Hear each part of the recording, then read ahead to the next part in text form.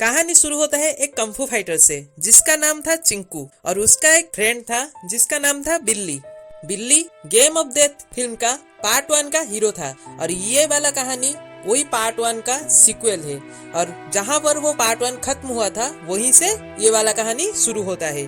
तो चलिए कहानी को शुरू करते हैं। चिंकू और बिल्ली बहुत अच्छी दोस्त थे और उन दोनों को बहुत अच्छे से कुंफू का बहुत डेंजरस टेक्निक भी पता था, जिसलिए उन दोनों को हमेशा कुंफू फाइट करने लिए बहुत ही ज्यादा चैलेंज आता था और जो लोग उनको चैलेंज देते थे वो लोग दावा करते थे कि वो लोग उनको हरा देंगे, पर वो सब लोग जो भी उनको चैलेंज देते थे बिल्ली और चिंकू के कुंफू के टेक्निक के आगे कोई भी टिक नहीं पाते थे, वो सब लोग हार जाते थे।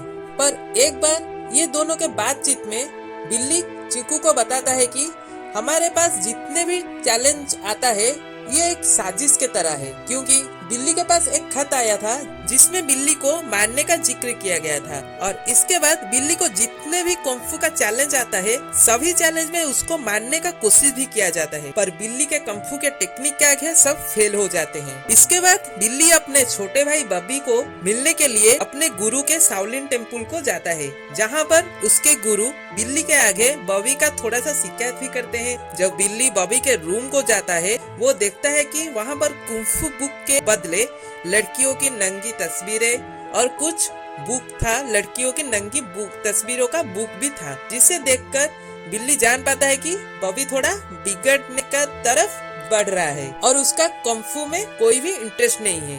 पर बिल्ली जैसे अपने दम से कुंफू सीख के आया था वो बॉबी को भी ऐसे ही बनना चाहता था अपने तरह, तो वो बॉबी को एक खत लिखता है जहाँ पर वो बॉबी को अच्छे से कुंफू सीखने के लिए बोलता है और उसको एक बुक भी देता है जो बिल्ली ने लिखा था। वही बुक में बिल्ली का बहुत खतरनाक टेक्निक भी लिखा था। बिल्ली वो खत वहाँ पर रख के वो वहाँ से चला आता है। इसके बाद बिल्ली को पता चलता है कि चिंकू का रहस्यजनक मौत हो गया है, जहाँ पर बिल्ली बहुत ज्यादा दुखी होता है।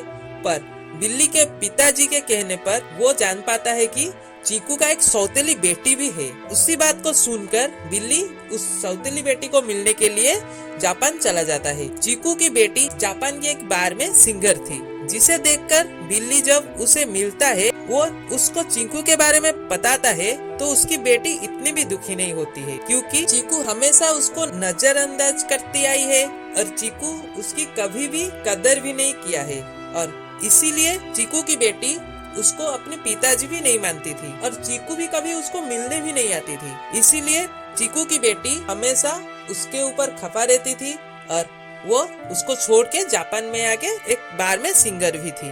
पर यहाँ पर वो बिल्ली को एक बात बताती है, चीकू उसको एक बार 1 महीने पहले मिलने आया था और यहाँ पर बिल्ली ये बात सुनकर थोड़ा हड़बड़ा जाता है। जब वो ये उसके बेटी को पूछता है इतने साल तक चिंकू नहीं आया था पर अचानक वो चला आया। बिल्ली को चीकू की बेटी एक बुक देता है जिसको चीकू ने उसको दिया था, पर तभी उन दोनों के ऊपर बहुत सारे लोग अचानक हमला कर देते हैं। वो सब उन दोनों को मार के वो वाला बुक जो चीकू ने उसकी बेटी को दिया था उसको लेने के लिए उन दोनों के ऊपर हमला कर देते हैं। पर बिल्ली उन सब के ऊपर भारी पड़ता है और उन सबको मार के उस चीकू के उस बुक को लेकर वहाँ से भाग जाता है। इसके बाद चीकू के फ्यूनरल में जब बिल्ली चीकू के बॉडी को देखने के लिए जाता है तभी उसको 4 आदमी रोकते हैं। इसके बाद ग्रेवयार्ड में भी जब चीकू के कफिन को बरी करने के लिए रस्म चल रहा होता है तभी कहां से एक हेलीकॉप्टर आकर चीकू के कफिन को उठा के लेकर चला जाता है, जिसको रोकने के कोशिश में बिल्ली का मौत हो जाता है। इसके बाद एंट्री होता है फिल्म के हीरो बॉबी का, जो बिल्ली का छोटा भाई था और वो अपने भाई बिल्ली के मौत के पर्दाफाश करने के लिए कोरिया आता है, जहाँ पर बिल्ली के एक दोस्त उसको एक कैसेट देता है। जब वो कैसेट बॉबी देखता है उसमें लुइस के बारे में बिल्ली बताता है, जो एक बहुत अच्छा कुंफू मास्टर था और उसी कैसेट में बिल्ली बताता है कि लुइस को चीकू ने कुंफू सिखाया था और चीकू जब लुइस के शाओलिन टेम्पल में जाकर उसको कुंफू सिखाया था और उसी के कुछ दिन बाद ही चीकू का मौत हो गया था।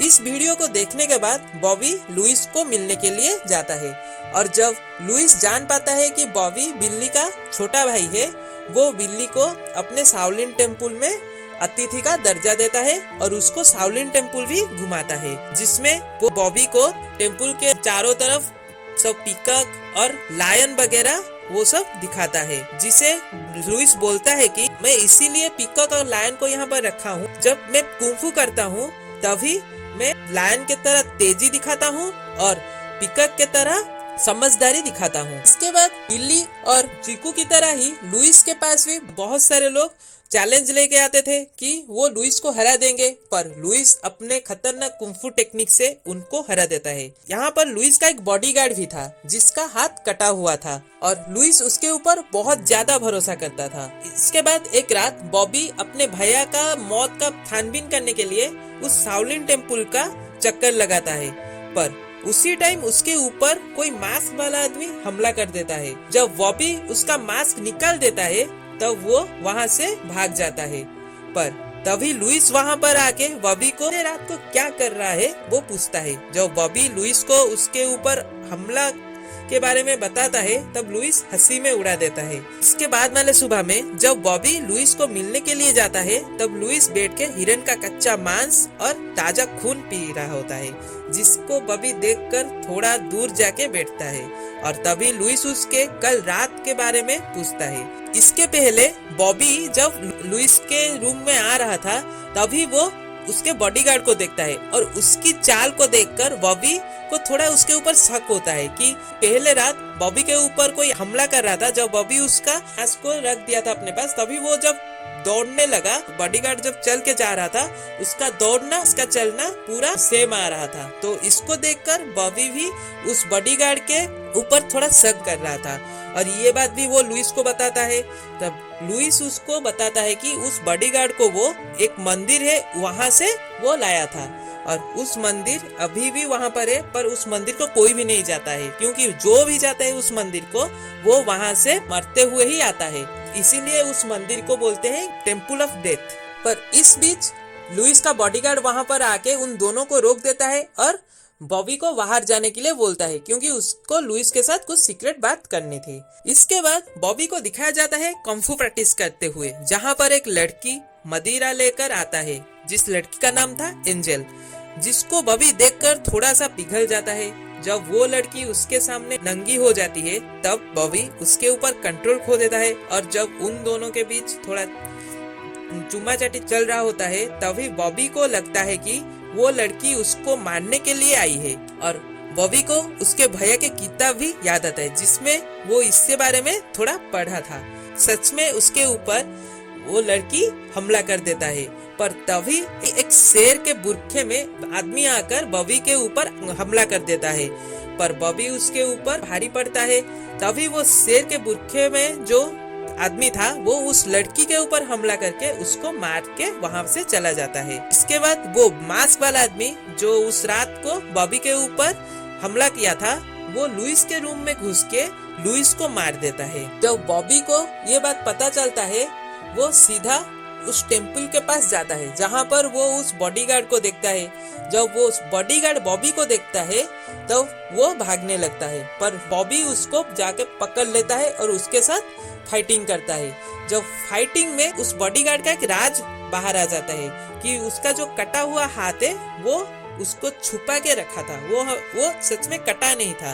तो वो उस कटा हुआ हाथ को बाहर निकाल के उसके साथ फाइट करता है, पर यहाँ पर बॉबी उसके ऊपर भारी पड़ जाता है और उसको मार देता है। इसके बाद वो फिर से वही डेथ ऑफ टेम्पल के अंदर जाता है और वहाँ पर एक सुरंग से वो टेम्पल के अंदर जाता है और टेम्पल के अंदर वो जो उसके पूरा नीचे जाता है तो वहाँ पर वो देखता है कुछ लोग कुछ पैकिंग कर रहे थे। तो जब वो लोग उसको बॉबी को देखते हैं वो उसके ऊपर हमला कर देते हैं, पर बॉबी उन सबके ऊपर भारी पड़ के उन सबको मार देता है और बॉबी बहुत चैलेंज को मात देकर पूरे जब लास्ट को जाता है वहाँ पर एक कुछ सिंहासन देखता है। जब वो उसको छूने के लिए जाता है तब वो सिंहासन घूम के चीकू को दिखाता है और यहाँ पर बॉबी चीकू को जिंदा देख के हक्का बक्का रह जाता है और चीकू को जिंदा देखकर बॉबी अपने भैया बिल्ली और लुइस को मारने का कारण पूछता है, जहाँ चीकू एक राज खुलासा करता है। चीकू ड्रग्स का बिजनेस करता था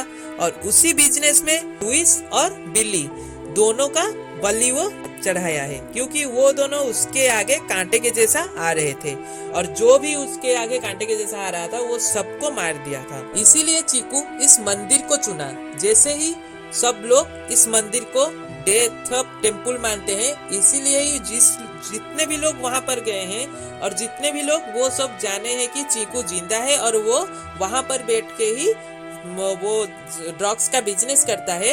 ये सब जानने के बाद चीकू उन लोगों को मार देता है। इसीलिए वहां से लोग, वो जितने भी लोग जाते हैं वहां से कभी वापस नहीं आते हैं, वहां ही मर जाते हैं। इसीलिए उस टेम्पल का नाम था डेथ ऑफ टेम्पल। तो ये सब जानने के बाद बॉबी बहुत ही चिढ़ जाता है और चीकू के ऊपर हमला कर देता है और यहाँ पर चीकू और बॉबी का फाइट दिखाता है। और उसी फाइट में चीकू बॉबी के ऊपर भारी पड़ता है, कभी बॉबी चीकू के ऊपर भारी पड़ता है। तभी बॉबी क्या करता है ना, एक तलवार से चीकू के ऊपर हमला कर देता है और यहाँ पर चीकू मर जाता है। और चीकू को मारने के बाद बॉबी वहां से चला आता है। यहाँ पर कहानी खत्म होता है। तो आशा करता हूँ आप सबको कहानी अच्छा लगा होगा। तो आप सुन रहे थे 1981 का एक्शन मार्शियल आर्ट्स जोनरा की Chinese movie game of death second part की कहानी फिल्म अविनाश की जुबान से। ये वाला वीडियो आप लोग को कैसा लगा आप मुझे कमेंट करके बताइए और वीडियो को लाइक करिए, शेयर करिए और सब्सक्राइब करिए इसी तरह ओल्ड मूवीज का एक्सप्लेनेशन पाने के लिए। और मेरा इंस्टाग्राम आईडी का लिंक डिस्क्रिप्शन और अबाउट में है, जाके फॉलो करिए। तो आपको कुछ ओल्ड फिल्म अच्छा लगता हो और उसका एक्सप्लेनेशन सुनने के लिए आप चाहते हो तो मुझे कमेंट बॉक्स में सजेस्ट करिए। तो रहता हूँ, फिर मिलते हैं।